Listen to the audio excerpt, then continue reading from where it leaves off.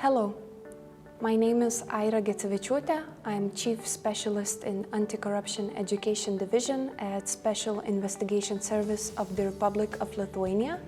And in this video lecture, I will briefly introduce what is foreign bribery, what kind of parts consist this crime, and why we should talk about the risk of foreign bribery.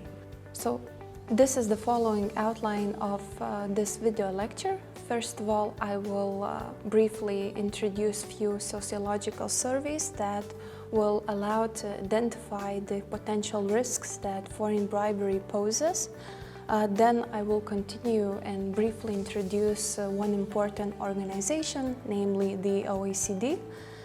Then I will give greater importance and greater detail for foreign bribery as a corruption-related criminal offense. Then I will briefly introduce few case examples that will show what kind of forms foreign bribery may have. And finally, some useful resources for further raising of awareness in terms of this topic.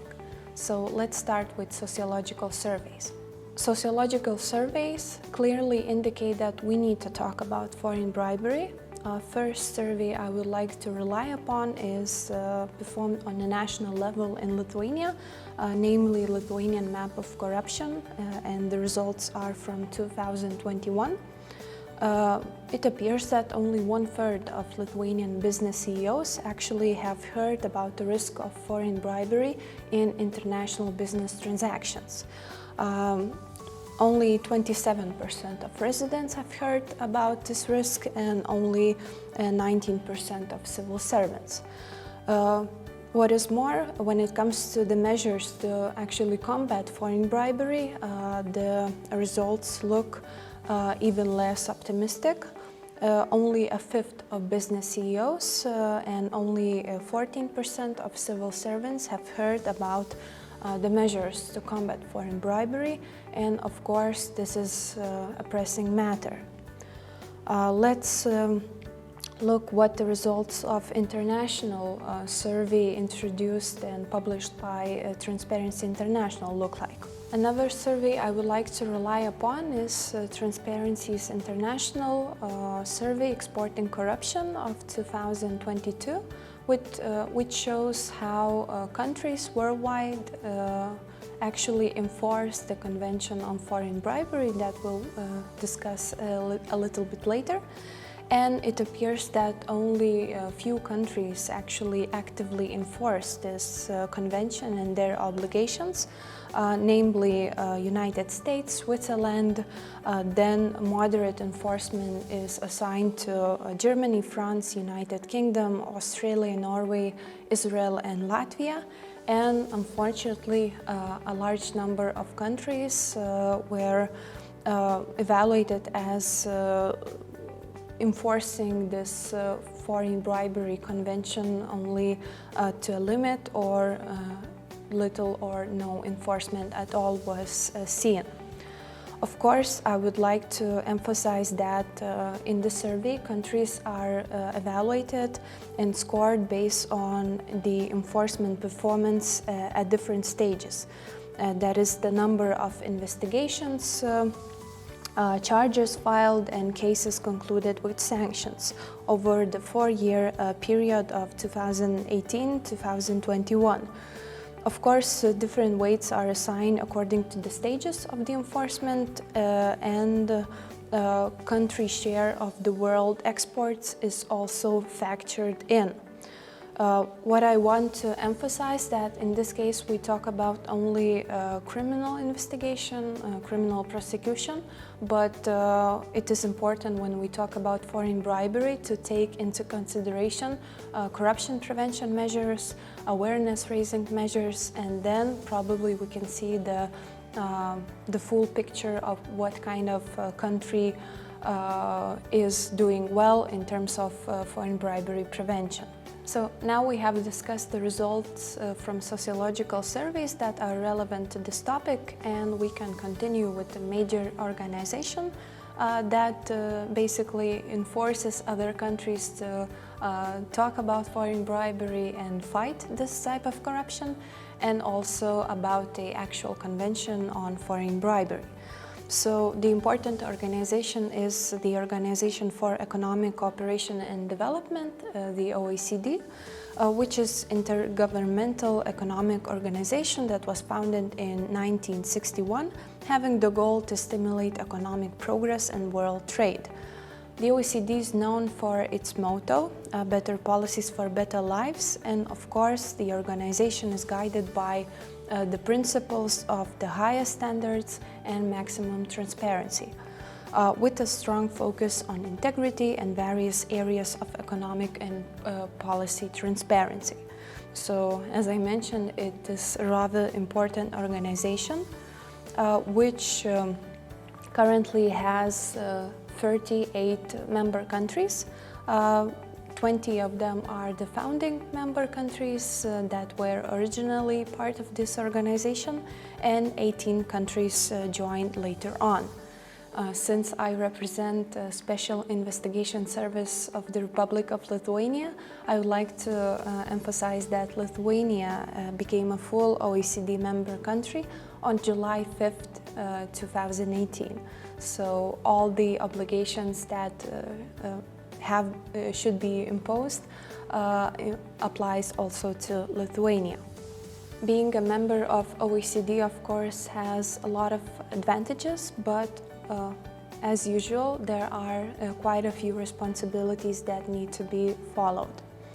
According to the OECD Convention on combating bribery of foreign public officials in international business transactions, of course, bribery of foreign public officials is a criminal offense. It is when any person intentionally offers, promises, or gives any undue pecuniary or other advantage, whether directly or through intermediaries, to a foreign public official for that official or for a third party, in order that the official act or refrain from acting in relation to the performance of official duties, in order to obtain or retain business or other improper advantage in the conduct of international business. Of course, this is a difficult concept and difficult definition to follow and to abide by. So, in a nutshell, when it comes to foreign bribery, it is important not to forget that when businesses are operating abroad, they should follow the same standards, the same transparency standards that they would apply in their own country. So, exporting corruption is not a way to do business abroad, especially in those countries that could be called developing. The Convention on Foreign Bribery is named as one of the most important documents and anti-corruption tools in the world, as signatory countries own 66% of the world export market and over 80% of the total foreign direct investment flows. So in this case, where a lot of money is involved, of course, a lot of risks are possible as well. That is why the topic of foreign bribery is really important. So let's take a look at what foreign bribery is in greater detail. The mentioned convention establishes a duty of member countries to combat foreign bribery of foreign officials, also application of effective, proportionate, and dissuasive liability to individuals and legal entities for bribing foreign officials, then encouragement of government institutions and businesses to raise awareness of the risks associated with bribing foreign officials and take other measures to ensure that business in foreign countries is transparent regardless of the level of corruption in that country. And finally, strengthening of international cooperation in the fight against corruption is as important as always. Within the borders of Republic of Lithuania, Special Investigation Service is the main institution that investigates cases of bribery of foreign officials in international business transactions. So this is the institution that you should report about such crimes in Lithuania. As we already covered, foreign bribery has a quite difficult concept or definition, and other related definitions should be emphasized as well. So, for the purpose of the convention, a foreign public official is understood as any person holding a legislative, administrative, or judicial office of a foreign country, whether appointed or elected. Any person exercising a public function for a foreign country, including for a public agency or public enterprise, or any official or agent of public international organization. So once again, the definition is quite broad, and of course this applies to any person as well, which is understood as any natural or legal person acting on its own behalf or on behalf of other natural and legal person.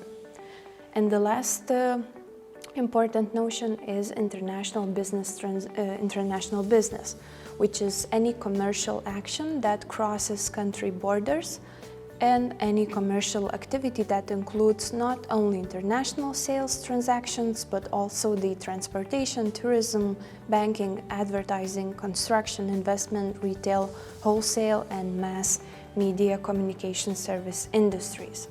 So once again, the spectrum where foreign bribery may occur is quite wide. What is really important to take notice is that under Article 7 of the Criminal Code of the Republic of Lithuania, persons shall be liable regardless of their citizenship and place of residence, also of the place of commission of a crime, and whether the act committed is subject to punishment under laws of the place of commission of the crime.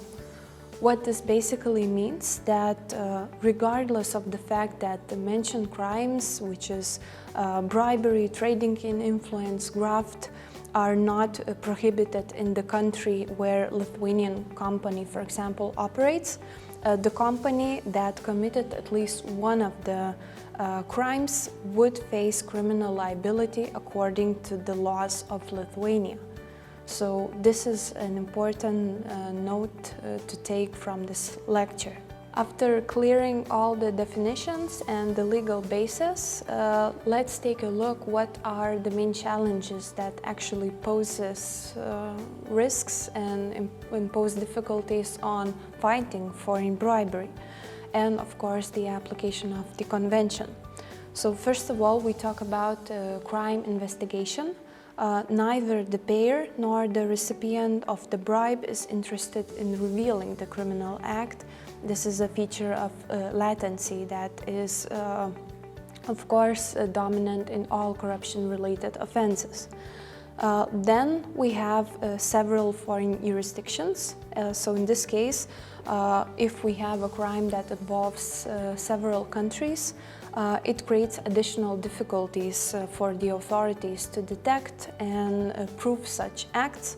Of course, if there are any difficulties in international cooperation, in this case, it also poses a lot of challenges while investigating such crimes.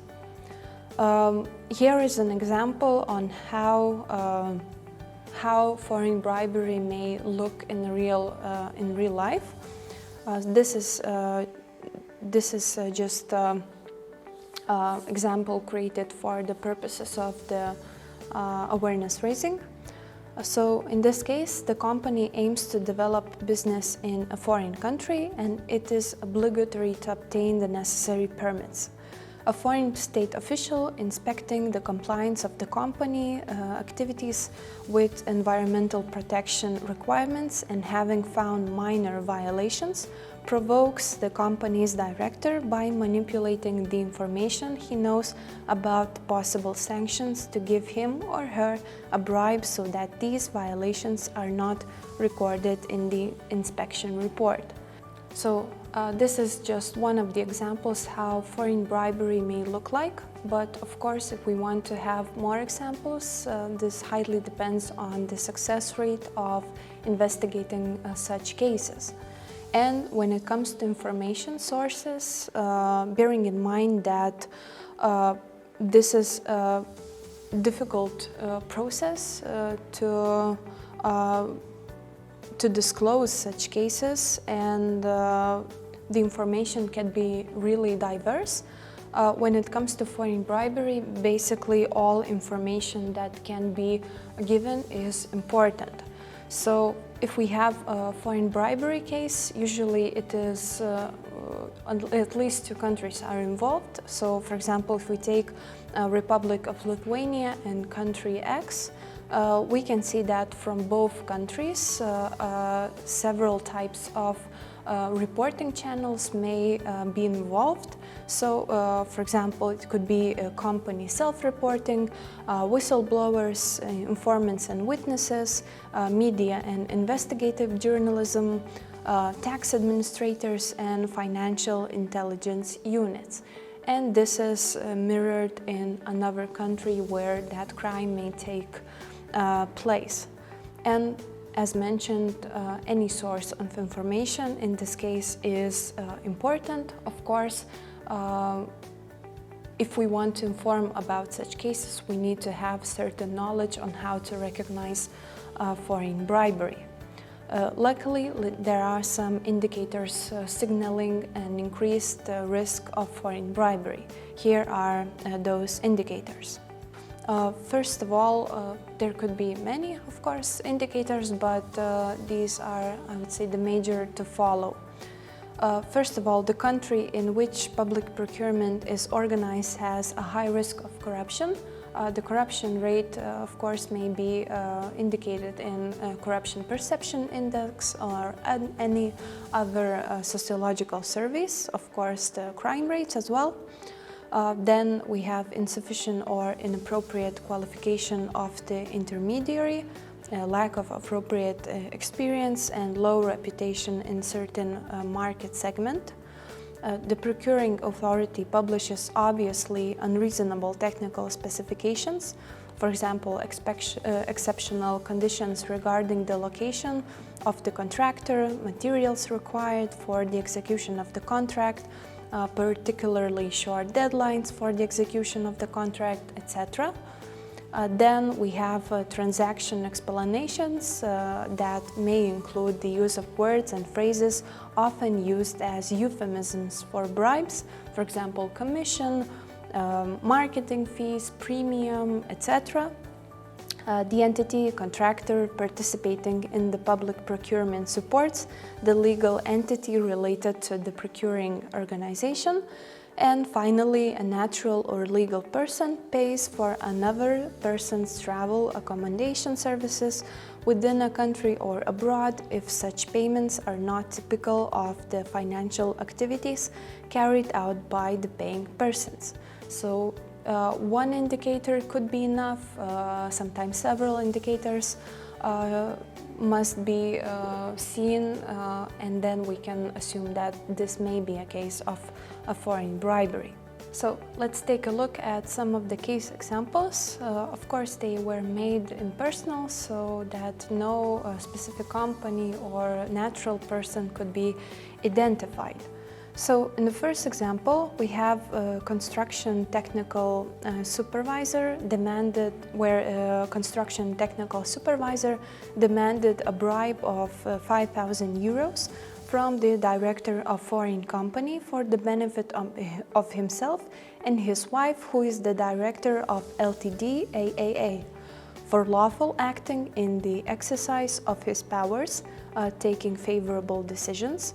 And the bribe was transferred disguised as a rent of the premises of the spouse by making a bank transfer from a branch of a foreign company to the amount of Ltd of 5,000 euros.